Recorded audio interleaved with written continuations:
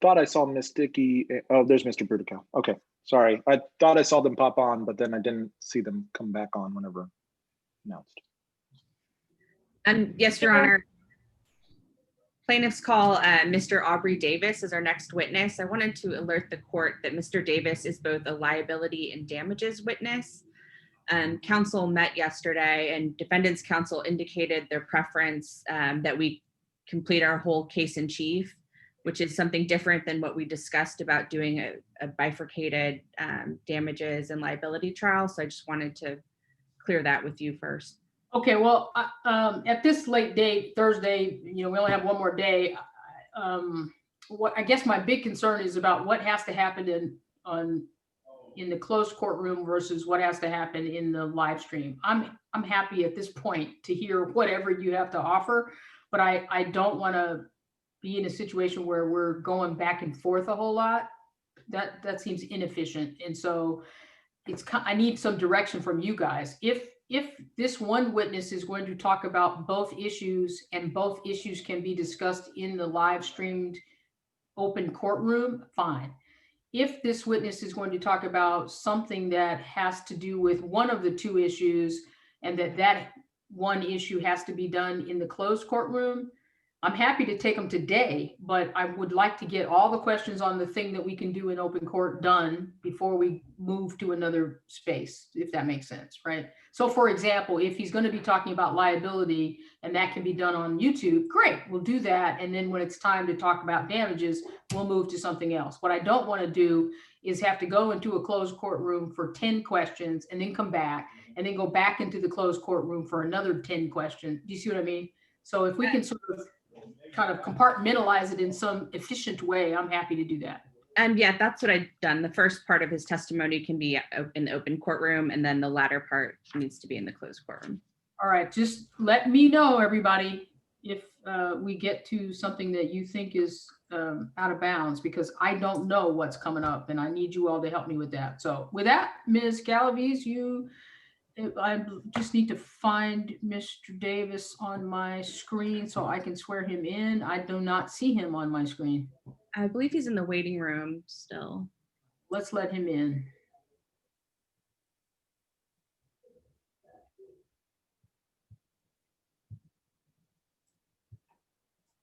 Mr. Davis, if you would unmute your microphone, please raise your right hand. I'll swear you in. Do you solemnly swear or affirm under the penalty of perjury that the testimony you will give in this cause will be the truth, the whole truth, and nothing but the truth? I do. Thank you, sir. If you would state your name for us, please. My name is Aubrey Davis. All right, Ms. Galvez, you may proceed. Thank you, Your Honor. Mr. Davis, where are you employed? I work for Flow Sports. And what's your position? My titles are lead data analyst and product owner of the analytics database. And what are your responsibilities as lead data analyst for Flow Sports? My job is basically to head up a team of 3 analysts. We provide insights and information for basically the rest of the company, including dashboards and reporting and other analysis that we perform. And what are your responsibilities as product owner of the database? For that, I control basically what happens to our analytics database. We have 2.25 engineers that work on it. So I write tickets, recommend changes, lay out roadmaps, things like that for what goes into this database. We've heard a lot about Periscope so far in this trial. Is Periscope one of your responsibilities? Yes, I was basically hired to start creating Periscope. And I've been working on it basically for the 4 years I've been at Flow. Can you explain to the court what Periscope is? Yeah, sure. So Periscope is basically a dashboarding and graphing tool that basically sits on top of our analytics database, where the insights team, so my team and some others create. If you all can hear me, hang on. I think we're having trouble hearing you, Judge. Yeah.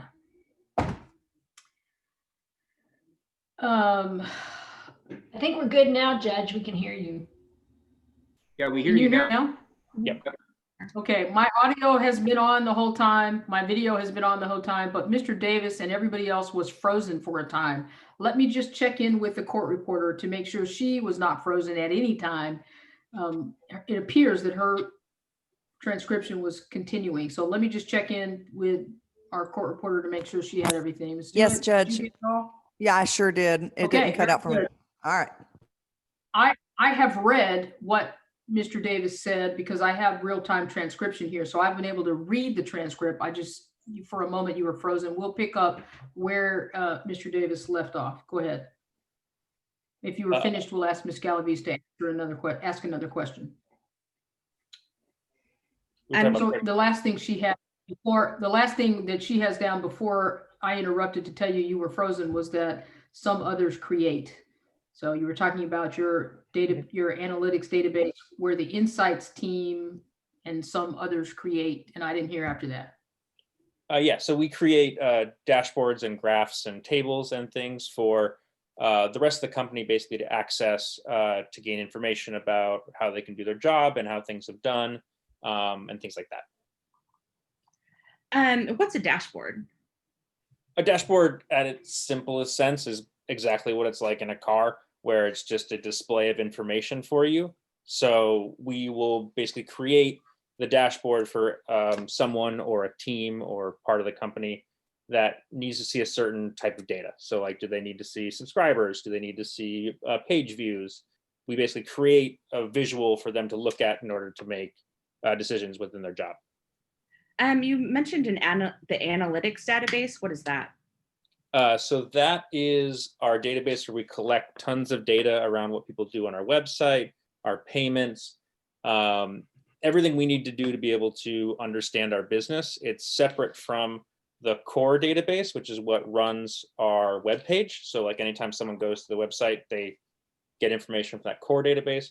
Our analytics database is separate, where we just combine a lot of data so we can get insights about our users and other things. Has Flow Sports invested resources in developing the dashboards and databases? Yeah. Yeah, my salary, my team's salary, engineer salary, plenty of tools that allow us to gather data, host the data and display the data. It's not a cheap thing to do.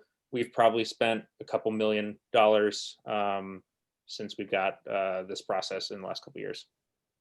And are Flow Sports data and data insights known outside of Flow Sports? We share some very small bits of information with partners, but for the most part, it's completely kept in-house.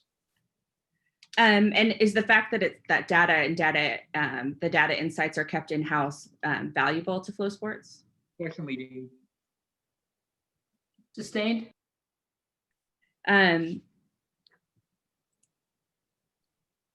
Is there any benefit to keeping that data inside Flow Sports?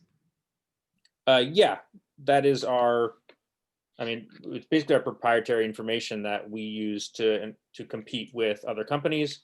It's things that we can understand that other people don't. A lot of historical knowledge of how we've done business in the past, what's worked, what hasn't, we use to plan our future. And does Flow Sports take steps to protect the data and the data insights? Yes. So beyond just like normal permissions for who can access the database, Periscope itself has built-in two-factor authentication. So someone needs more than just a password. They also have to have their phone with them. And even to get access to Periscope, you have to come through me and through whoever the person's manager is and say like, this person needs access to these dashboards. And within Periscope, even once you have access, we limit what everyone can see. So there are like user groups for like the marketing department, say, or the rights department, where they can see certain dashboards but can't see others. So we want to make sure that people only can see what they need for their job and not be distracted by anything else. And would it harm Flow Sports if this data and the data analytics were obtained by a competitor? Yeah, I mean that this is the foundation. Overruled. You can answer that question, but I think you already had by saying yes. Next question, please. And how would it harm Flow Sports if a competitor got this information? Well, a competitor would basically know what we know and know what our moves might be for like buying rights or what content to produce or what marketing channels work the best for our type of company. So if someone were to have the information, they could either do the same thing we do or learn more or pay more than us or things like that. I'd like to get into some of the damages evidence. Were you asked to provide some documents to the damages experts Flow Sports retained in this case? Yes, I was. And I'd like to look at some of those documents. And Your Honor, if we could go into the closed courtroom so I could ask Mr. Davis questions that will reveal his Flow Sports confidential and trade secret information, and also be able to display some of these exhibits for you.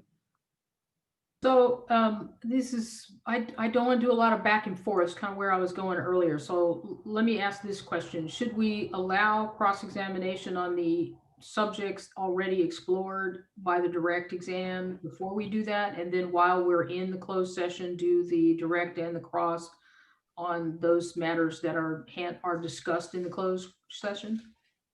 That to me makes more sense, but I don't know. That's fine, Your Honor. How do others feel about that? I agree, Judge.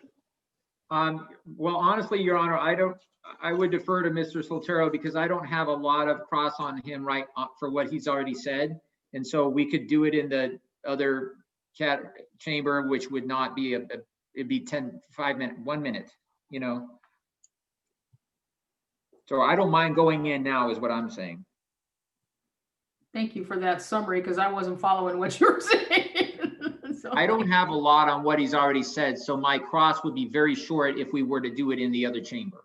right, but the issue of how long it takes is not the issue of open courts. The issue of open courts has to do with transparency of proceedings. And so it's the subject matter that I'm concerned about, not how long it's going to take, although efficiency is definitely a goal. So Okay. I think I would prefer to just stay in the closed courtroom for those matters and questions and information and exhibits, displays that must be done confidentially. So I think let's do the cross-examination, however short, on the part that we've heard so far, and then we'll go into the closed courtroom for all of those things that cannot be displayed publicly. So thank you, Ms. Galvez. That's helpful. Mr. Brudical, you're next. Can you give me 1 minute while I ask for an exhibit to be sent to me, Your Honor? I was not ready. Sure. May I proceed, Judge, while he's getting that? Or? I don't have any objection to that. Do you, Mr. Brudical? No, thank you. Mr. Davis, did you personally provide any access to Willie Saylor to Periscope after he left Flow Sports on November 3rd, 2019? I did not. Are you aware of anybody on your team giving any access whatsoever to Periscope to Willie Saylor after November 3rd, 2019? No. And in fact, were you part of the team that was involved in making sure that access was cut off as of the time he left Flow Sports? Yes, I was the one who did it. Okay, so as far as you know, complete access shut off as of the time he left, right? Yeah, he should have been. Yeah. Okay.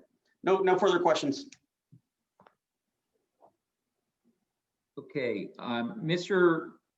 Davis, I understand your testimony to mean that you can use your data analytics at Flow Sports to determine what people want to consume, right? Yes. Whether people liked an event, for example? Yep. And whether people liked a story or something like that? Yeah. Okay.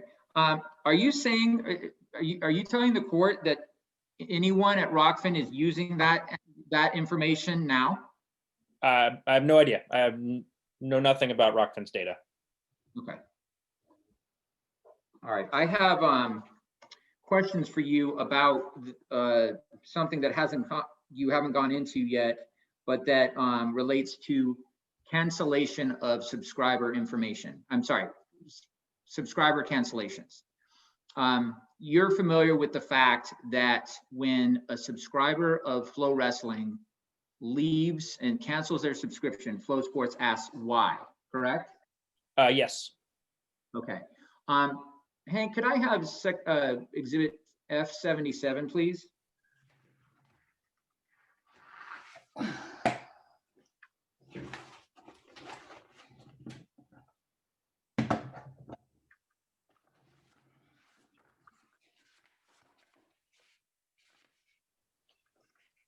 Okay, this exhibit has already been admitted into evidence, Your Honor. That's my information. Not yet, it hasn't. Okay, I'm sorry. 74 was admitted. 77 has not yet been offered or admitted, according to my notes. Does anyone have any objection to Flow Sports exhibit number 77? No objection, Your Honor. No objection, Your Honor. F77 is admitted. Okay, Mr. Davis, are you familiar with this webpage? Yes, I'm pretty sure I know it. I mean, I know what this is. I'm not the one who built Yeah. it, but yeah. Can you go to the next page, Mr. Wizrow?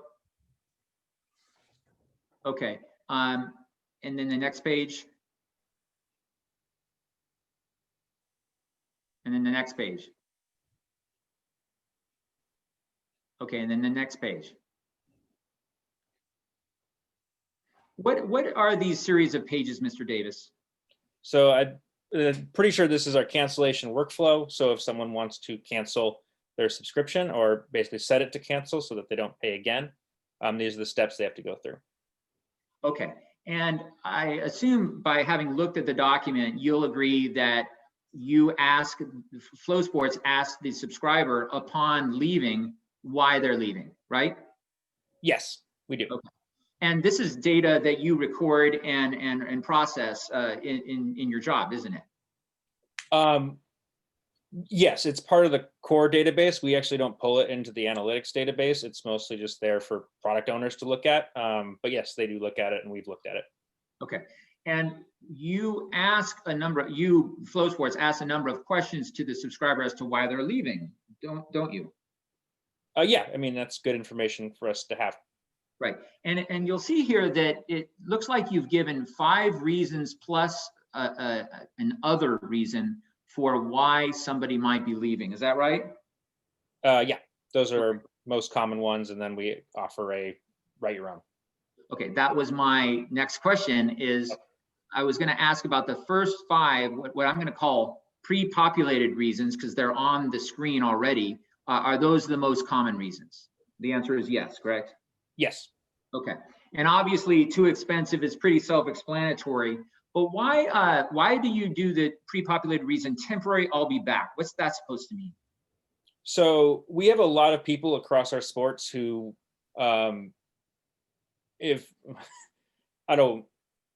it's kind of gaming the system almost of figuring out if they only want to be around for 2 months at a time instead of like paying for an annual subscription. They might want to just pay for 2 months and then they'll be back again in a month, and that is still cheaper than paying for that annual. So we see that behavior occasionally. Can you give me an example of how that would actually be a useful thing to do in the wrestling vertical? For wrestling itself, it probably isn't because now it's a annual only subscription. But we have the same flow for every single one of our verticals. So theoretically, though, people can go into wrestling, buy an annual subscription, talk to customer service, get it moved to a monthly, which is possible.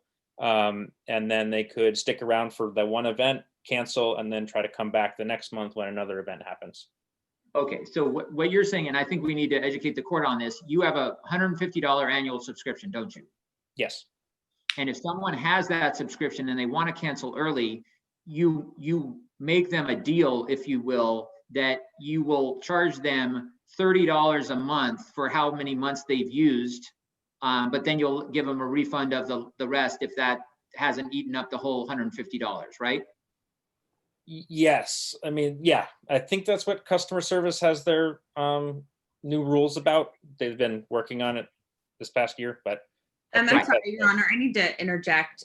This testimony that he's eliciting is attorney's eyes only. It's trade secret and confidential, and we need to go into the closed courtroom if he's going to ask further questions about the data and reasoning behind these cancel options.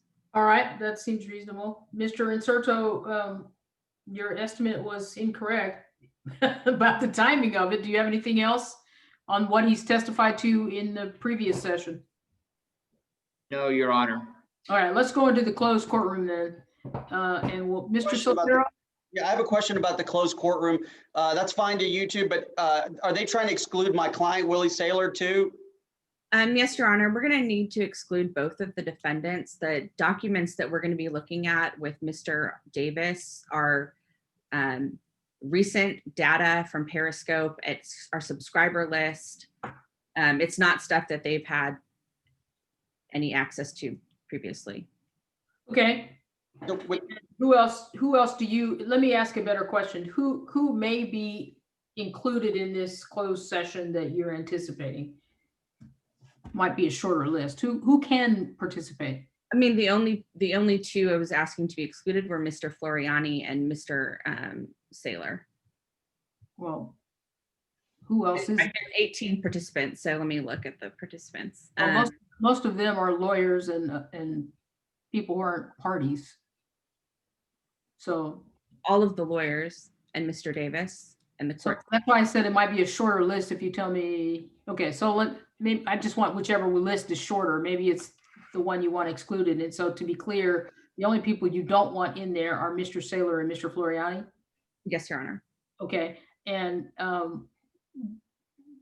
Mr. Brudicow and Mr. Soltero certainly want to weigh in on that, but I guess I need to sort of understand a little bit better. To the extent that what Mr. Davis has to tell us relates to damages, I think I have one idea about that. But to the extent that his testimony might be related to something that he is going to testify that Mr. Saylor took from Periscope, for example, and used at Rockfin or something like that, I would have a different opinion about that. So I guess I need a little bit more sort of specificity about what it is we're going to be talking about without divulging the secrets, of course, in this closed courtroom so that I can better ask questions of Mr. Soltero and Mr. Brudicow about what it is they think about your request.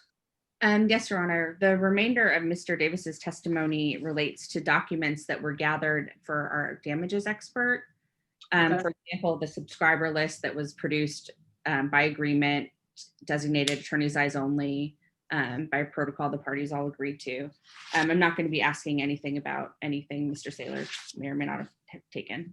Okay, that's helpful because that might make a difference. So the request before the court at the moment is that we go into a closed session without Mr. Floriani and without Mr. Saylor being present, but their lawyers obviously would be present. Is there any objection to that? Well, Your Honor, first of all, I don't believe that the information that I was asking about it warrants that kind of protection. It relates to cancel reason. That is not core damages information. It has no financial numbers involved in it. I would suggest that we do that first before we go into the closed session, because if we really are talking about spreadsheets with financial numbers that are non-public, you know, I don't want my clients to see that information. But I do think that there are types of information like what I tried to select here that doesn't fall into that category. Okay, so there's two parts to that objection. Let me hear from Mr. Soltero and I'll come back to that. Your Honor, with the stipulation or admission that Mr. Saylor is not being accused of misappropriating any of the information that we're going to go into closed session on, I would have no other objection. But I just want to make sure it's unequivocal and that I don't get deprived the opportunity to have my client defend himself if he's being accused of taking any of this information. Ms. Galaviz, can you confirm that? The documents we are actually going to be looking at have been generated in the last few months. To my knowledge, Mr. Saylor has not taken a subscriber list from Flow. Okay, so with that representation that you don't intend to do that, that takes care of that part. So we can go into the closed session with regard to those documents. That leaves only then the objection that Mr. Brudicow now raises with regard to whether or not the questions he was attempting to ask a few minutes ago of Mr. Davis related to reasons why people don't subscribe or leave their subscription is the only matter that we need to resolve. When we get to these confidential documents, Mr. Floriani will not be allowed into the closed session. Mr. Saylor will not be allowed into the closed session. Let's now take up Ms. Galaviz, Mr. Brudicow's issue related to his line of questioning to Mr. Davis regarding the subscriber information. tell me why that's something that we can't do in the open court session. Yes, Your Honor. The findings that we've, our findings and analysis of the data that we collect from subscribers as they complete the cancel reason option menu, the business decisions we make based on that data is all confidential to Flow Sports. All right, I'll exclude Mr. Saylor, and Mr. Floriani will now go into the closed session. There will be a record of it. We simply won't be streaming on YouTube. And I think that's a sufficient reason to go into the closed room. So we'll do that at this time. Mr. Brudico, when we get into the closed session, you may continue with your questions there. So you'll go up next, but we'll go give our tech team just a minute to put us into the closed courtroom.